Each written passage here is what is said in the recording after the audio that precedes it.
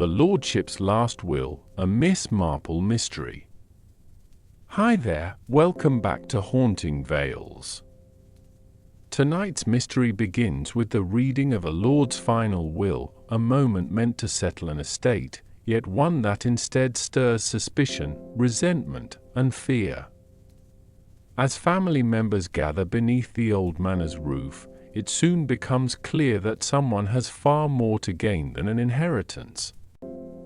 Miss Marple notices the uneasy glances, the unexpected changes to the will, and the curious silence that follows its reading. The deeper she looks, the more she realizes that the greatest fortune may not be money, but the truth someone is desperate to keep buried. Because sometimes, the dead leave behind more than memories. Before we uncover the secrets hidden within the Lordship's last will, don't forget to subscribe for more haunting Miss Marple mysteries on Haunting Vales. Chapter 1: The Lordship's Final Announcement. The village of Ashcombe had always been proud of its peaceful reputation. Nothing remarkable ever seemed to happen there. The mornings began with the ringing of the church bell. Shopkeepers swept the front of their little stores before greeting familiar faces. Children walked quietly to school along narrow lanes lined with old oak trees. Even the village gossip rarely found anything more exciting to discuss than a missing chicken or an untidy garden. It was the sort of place where every neighbor believed they knew every secret worth knowing. They were quite certain that nothing could surprise them any longer. They were wrong. Standing at the edge of the village was Harrow Hall. The great country house had overlooked Ashcombe for more than 200 years. Its tall stone walls had witnessed weddings, funerals, family celebrations, bitter arguments, quiet tragedies. Generations had come and gone beneath its heavy roof. The villagers often looked towards its distant towers with a mixture of admiration and curiosity. They respected the Harrow family. Yet they also feared them a little. Wealth had a curious way of building invisible walls between people. Even after all those years, Harrow Hall still felt like a place where ordinary visitors never truly belonged. Lord Edwin Harrow had lived there almost his entire life. Age had finally begun to catch him. His hair had turned completely white. His shoulders no longer stood as straight as they once had. He walked with the aid of a polished walnut stick that had belonged to his own father. Even so, nobody who met Lord Edwin would mistake him for a weak old man. His eyes remained sharp. They studied every face with quiet patience. He spoke very little. Yet when he did speak, people listened. For several weeks he had been away in London. His servants expected him to remain there until the end of the month while he attended to legal matters and routine medical appointments. No one thought much about his absence. Harrow Hall became unusually quiet. The servants settled into familiar routines. The gardener trimmed the hedges. The cook prepared simple meals. The butler carried out his duties with the same careful precision that had become second nature over 30 years of service. Then, without warning, Lord Edwin returned. The old motor car rolled slowly through the iron gates during the final moments of daylight. Its engine echoed across the grounds before falling silent beneath the grand entrance. "The butler?" "Mr. Collins," stepped outside almost at once. Behind him came two footmen who looked thoroughly surprised to see their master standing before them days earlier than expected. Lord Edwin climbed carefully from the motor car and looked towards the house without speaking. His expression revealed nothing. His gaze drifted across the windows, along the stone walls, towards the gardens. It was almost as though he expected to find something different from the way he had left it. After several long moments, he quietly handed his gloves to the butler. "I trust everything has remained exactly as it should." Mr. Collins gave a respectful nod. "Yes, my lord. Everything has been in perfect order." Lord Edwin continued looking towards the house for another moment before answering. "I hope you're right." The words were spoken gently, yet something about them caused the butler to feel unexpectedly uneasy. He had served the Harrow family for most of his working life. He understood his employer better than almost anyone. Lord Edwin was not a man who spoke carelessly. If he hinted that something was wrong, then he almost certainly believed it. That evening the servants noticed several unusual things. Instead of retiring to his study with a glass of whiskey as he usually did, Lord Edwin asked for every account book from the previous 6 months. He spent hours reading through old letters, receipts, personal notes, household records. More than once he asked the butler to identify which servant had handled a particular delivery or which visitor had arrived on a certain afternoon. His questions appeared harmless enough, yet they continued well into the night. Just before midnight he rang for Mr. Collins once again. "I've made a decision." The butler stood quietly beside the fireplace. "I want every member of my family here by Saturday evening. All of them, my lord. Every last one." Mr. Collins hesitated for only a moment. "May I ask the reason?" Lord Edwin slowly closed the leather folder resting upon his desk. "No." The answer was calm, final, impossible to question.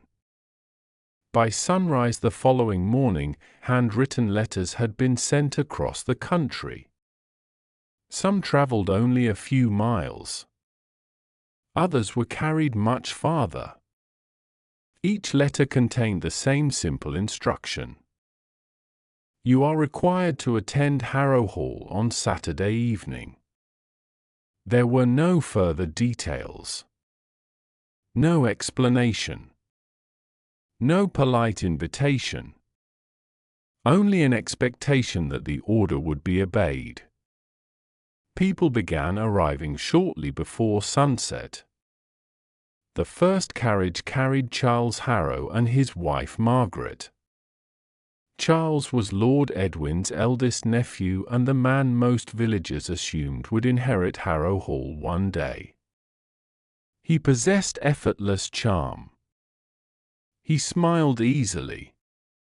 He spoke kindly to servants. He always dressed with perfect taste. Yet beneath his polished appearance rested a man carrying financial troubles that few people knew about. Gambling debts had quietly consumed much of his fortune. Several investments had failed. Creditors had begun asking uncomfortable questions. Even so, Charles wore confidence like a carefully fitted coat. He never allowed worry to remain visible for long. Margaret was rather different. She rarely wasted words. She observed far more than she revealed. While Charles greeted everyone warmly, Margaret quietly studied every portrait hanging inside the entrance hall. Her eyes lingered upon expensive paintings, silver ornaments, family treasures that had decorated Harrow Hall for generations. She smiled politely whenever someone addressed her. Yet her thoughts remained impossible to read. An hour later another carriage appeared. Eleanor Price stepped down carrying only a small travelling case. She was Lord Edwin's niece and the widow of a respected naval officer. Unlike several members of the family, Eleanor had never shown much interest in wealth. She loved Harrow Hall because it reminded her of childhood summers spent exploring its gardens with cousins who had long since grown apart. She paused outside the front door and breathed deeply before entering. For a brief moment she smiled as though old memories had returned. Walking behind her came her son Thomas. Thomas possessed all the confidence of youth and very little patience. He admired expensive things, fine clothes, fine motor cars, fine houses. He had often joked that old country estates belonged in younger hands. Although he laughed while saying such things, nobody was ever entirely sure he was joking. The final guest arrived after darkness had settled over the countryside. Dr. Henry Blackwood climbed from his motor car carrying a weathered leather bag. His invitation puzzled everyone. He was not related to the Harrow family. He had simply served as Lord Edwin's physician for nearly 20 years. Calm and thoughtful by nature, Dr. Blackwood greeted the servants with quiet courtesy before entering the house. The family gathered inside the drawing room while supper was prepared. Conversation remained pleasant enough. Charles spoke about London. Thomas complained about the weather. Margaret admired the paintings. Eleanor asked after several elderly servants by name. Dr. Blackwood listened more than he spoke. Yet beneath every polite exchange rested the same silent question. Why had Lord Edwin summoned them so suddenly? The answer came shortly after supper. The great dining room glowed beneath rows of crystal chandeliers. Rain tapped steadily against the tall windows while the fire burned warmly inside the wide stone fireplace. The family had only just finished their meal when the doors opened. Lord Edwin entered alone. Every conversation stopped. He remained standing at the head of the long oak table. One hand rested upon his walking stick. His expression was calm. Yet there was an unmistakable firmness in his face that immediately demanded everyone's attention. "I've asked you here because there are matters that cannot wait." No one interrupted him. "I've spent the past several months thinking very carefully about this family. About loyalty. About honesty. About trust." His eyes slowly traveled around the table. "I've also discovered things that have disappointed me greatly." Charles shifted slightly in his chair. Thomas lowered his gaze. Margaret remained perfectly still. Only Eleanor continued looking directly at her uncle. Lord Edwin allowed the silence to settle before speaking again. "My solicitor completed a new will yesterday." The room became perfectly still. Rain continued falling outside. The fire crackled softly. Nobody dared speak. Lord Edwin continued. "I shall sign that will tomorrow afternoon." He paused. When it is signed, everything changes. No one moved. Several faces had turned noticeably pale. "I imagine some of you have spent years believing Harrow Hall already belonged to you." His voice never rose. It never needed to. "Some of you have mistaken patience for entitlement." Another pause. "My final decision will disappoint more than one person sitting at this table." The words struck with astonishing force. Charles reached slowly for his glass. Margaret's fingers tightened around her napkin. Thomas stared towards the polished table without blinking. Dr. Blackwood quietly observed everyone. Eleanor looked saddened rather than surprised. Lord Edwin noticed every reaction. Every glance. Every nervous movement. Every attempt to hide emotion. Then, to everyone's astonishment, he smiled. It was not a warm smile. It was the smile of a man who believed he had finally uncovered the truth. "I've trusted the wrong people for far too long." He picked up his walking stick. "That mistake ends tomorrow." Without another word, he turned and left the dining room. The heavy doors closed quietly behind him. No one spoke. The comfortable warmth that had filled Harrow Hall only an hour earlier had completely vanished. Every person sitting around that table now understood one simple fact. Someone stood to lose everything. Outside, the storm grew stronger. Deep within the silent house, Lord Edwin entered his study and locked the door behind him. Long after midnight, while rain lashed against the ancient windows, someone slowly walked along the dark upper corridor. The footsteps stopped outside the study. There was no greeting. No knock. Only silence. Then the handle turned. And the door opened. Chapter 2: The Shadow over the Will. The storm showed no mercy as the hours slipped past midnight. Rain lashed against the tall windows of Harrow Hall with such force that the old glass trembled in its frames. Wind swept through the towering oaks that surrounded the estate and filled the night with a deep mournful sound that seemed almost human.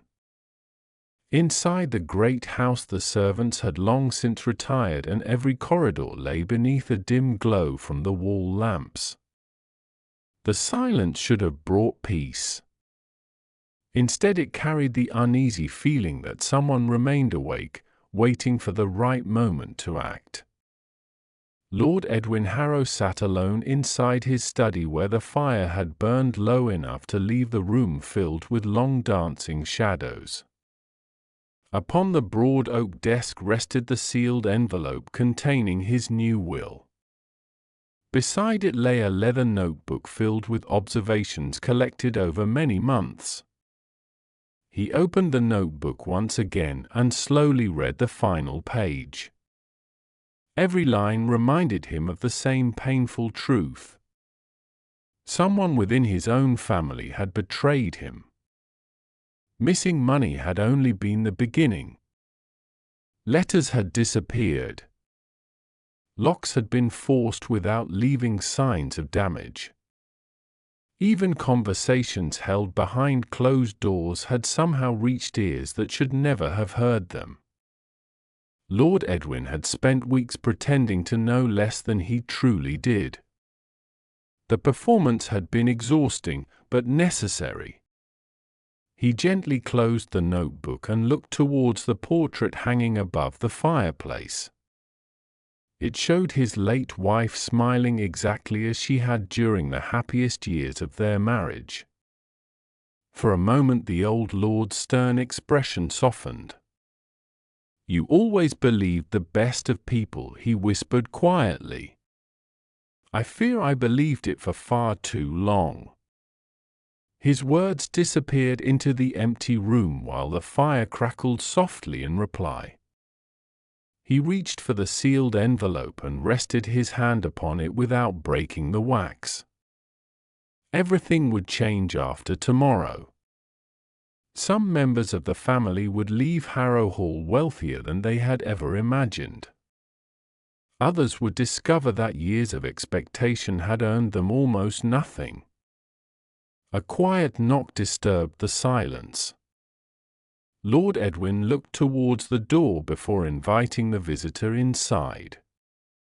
Mr. Collins entered carrying a fresh pot of tea and placed it carefully beside the lamp. The faithful butler had served the Harrow family for more than 30 years and rarely allowed emotion to appear upon his face. Tonight, however, even he seemed troubled. He noticed the untouched supper tray resting near the fireplace and realized that his employer had scarcely eaten. "You should try to get some rest, my lord," he said gently. "Tomorrow will be a busy day." Lord Edwin smiled faintly. "Rest has become rather difficult these days." Mr. Collins hesitated before speaking again. "If I may say so, everyone seemed deeply unsettled after supper. I expected nothing less. Do you believe someone will object to your decision?" Lord Edwin looked directly into the butler's eyes. "I believe someone already has." The words hung heavily in the room. Mr. Collins had never heard his employer sound so certain. Before leaving, he quietly asked whether the study should remain locked until morning. Lord Edwin answered without hesitation. "No one enters this room unless I give permission personally. No matter who asks." The butler bowed his head and quietly departed. The lock clicked into place once more. Lord Edwin remained standing beside the fire for several moments before crossing towards the window. Beyond the rain, he thought he noticed movement near the yew hedge. A dark figure seemed to pause beneath one of the ancient trees before vanishing into the storm. He narrowed his eyes and continued watching. Nothing moved again. Perhaps it had only been a branch swaying in the wind. Even so, the uneasy feeling refused to leave him. Downstairs, the remaining guests had gathered in the drawing room where the fire still burned brightly. Charles Harrow slowly poured another measure of whiskey while pretending to admire the flames. Margaret sat quietly upon the sofa with a book resting unopened upon her lap. Thomas wandered from one window to another, unable to keep still for more than a few moments. Eleanor remained near the fire knitting with calm, steady hands, although her thoughts were clearly elsewhere. Dr. Henry Blackwood observed them all without speaking. Years spent treating patients had taught him that silence often revealed more than conversation. At last Charles placed his glass upon the table. "Uncle Edwin has always enjoyed keeping everyone guessing." Thomas gave a faint smile. "I don't believe this is one of his games." "You sound remarkably certain." "I've never seen him look at people the way he looked at us tonight." Margaret quietly closed her book. "He looked disappointed." Eleanor slowly shook her head. "No. He looked heartbroken. Those words settled over the room like another shadow. Nobody argued because each knew there was truth in them. Lord Edwin had not spoken like a man preparing to reward his family. He had spoken like a man preparing to protect himself from them. Dr. Blackwood finally broke the silence. "May I ask something rather direct?" Charles nodded cautiously. "If tomorrow's will disappoint some of you, who stands to lose the most?" No one answered immediately. Charles eventually forced a smile that failed to reach his eyes. "That depends entirely upon what my uncle has decided." Thomas looked towards him. "Or upon what everyone expected." Again the room became silent. Outside the rain continued falling. Inside Harrow Hall every ticking second seemed louder than the last. After several minutes Thomas stood and reached for his coat. Margaret looked surprised. "Where are you going?" "I need some air." "In this weather?" "I've always thought better while walking." Without waiting for another reply, he left through the side entrance leading towards the gardens. Dr. Blackwood quietly glanced towards the window as Thomas disappeared into the darkness. Something about the young man's sudden departure seemed unusual. It was not the behavior of someone merely seeking fresh air. It was the behavior of someone following a plan already formed. Meanwhile, Lord Edwin returned to his desk and carefully placed the sealed will inside a locked drawer. He slipped the small brass key into his waistcoat pocket before extinguishing one of the lamps. The room grew darker. Only the fire continued filling the study with shifting shadows. He sat quietly listening to the wind while the old mantel clock marked another passing quarter hour. Then he heard it. A faint sound beyond the study door. Not a knock. Not a voice. A slow, careful footstep. Someone had stopped outside. Lord Edwin remained perfectly still. His hand slowly rested upon the walking stick leaning beside the desk. The silence stretched for several long moments before the handle moved ever so slightly. Whoever stood outside had tested the locked door. The movement was gentle, almost cautious, as though the visitor wished to avoid making the slightest sound. Then everything became silent again. After nearly a minute, another soft footstep echoed along the corridor before gradually fading into the distance. Lord Edwin rose from his chair and unlocked the door. He stepped into the corridor and looked both ways beneath the dim wall lamps. The landing stood completely empty. Every guest room door remained closed. Nothing moved except the curtain stirred by a faint draft drifting through the old house.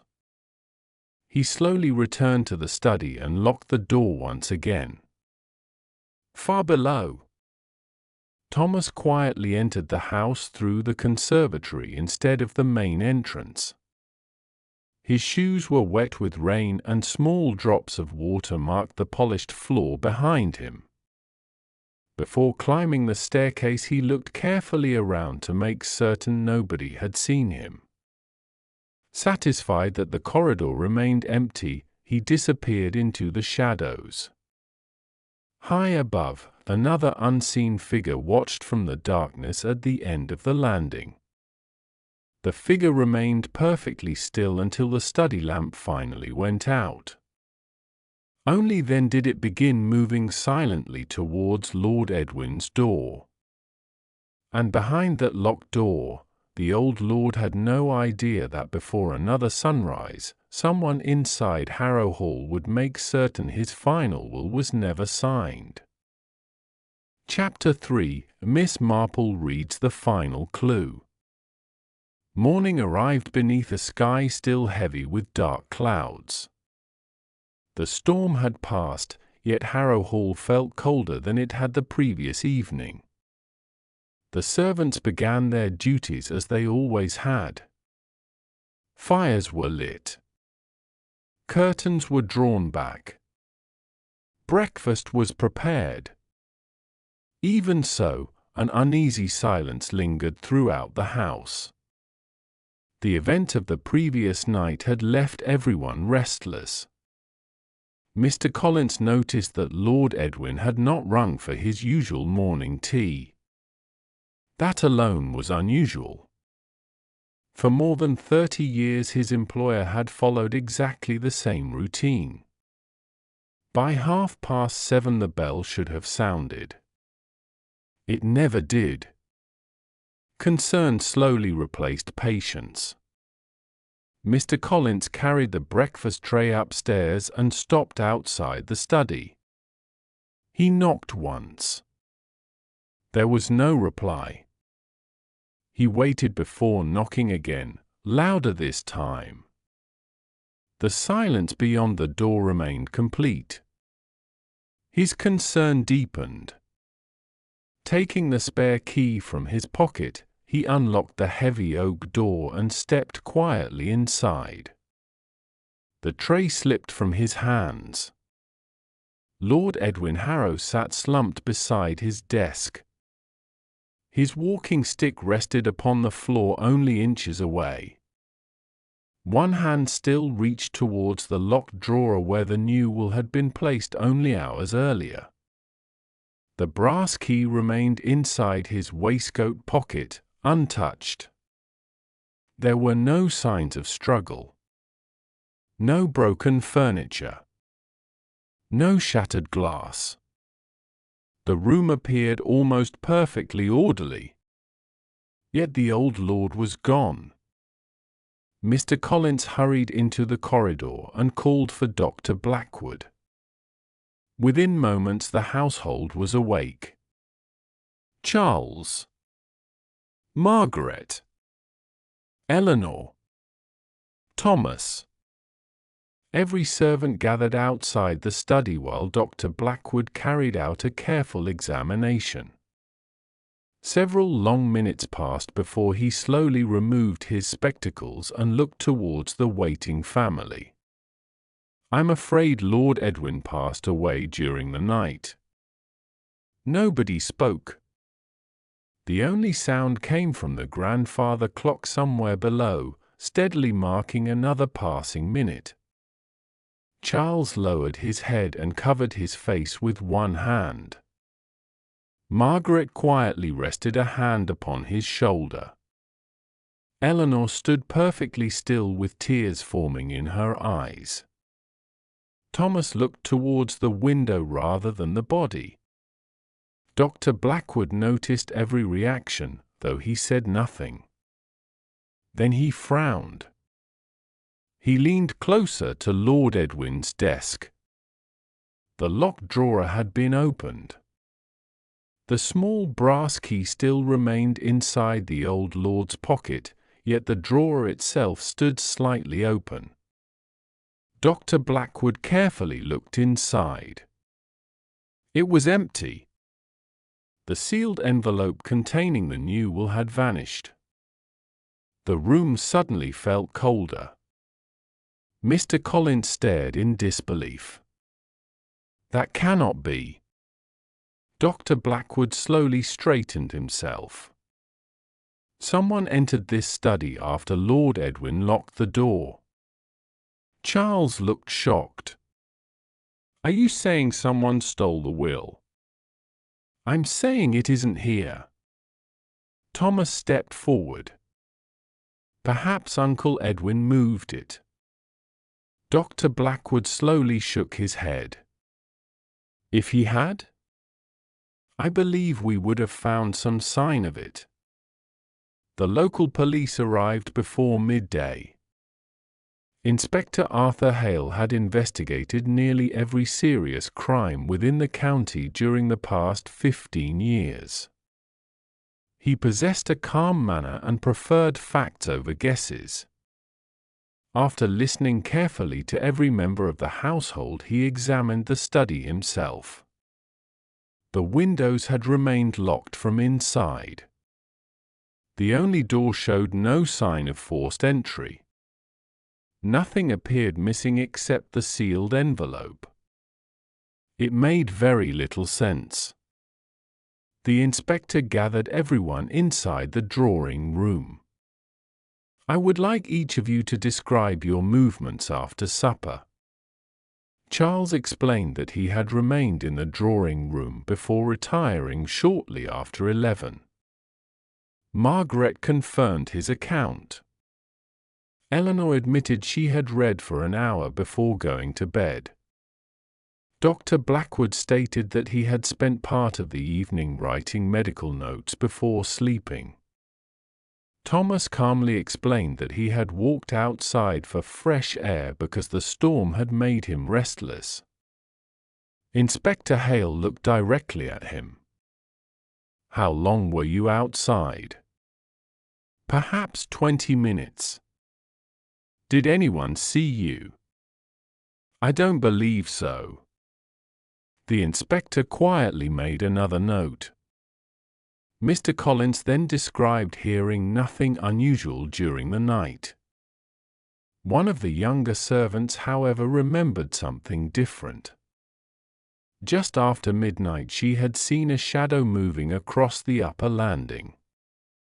She could not recognize the person because the lamps had been turned low. She only remembered hearing soft footsteps disappear towards Lord Edwin's study. The inspector thanked her before continuing his search. Hours passed without progress. The missing will remained missing. No sign of forced entry could be found. No obvious cause explained Lord Edwin's sudden death. Dr. Blackwood quietly admitted that only a proper examination would reveal whether illness alone had claimed the old lord, or whether someone had helped death arrive sooner.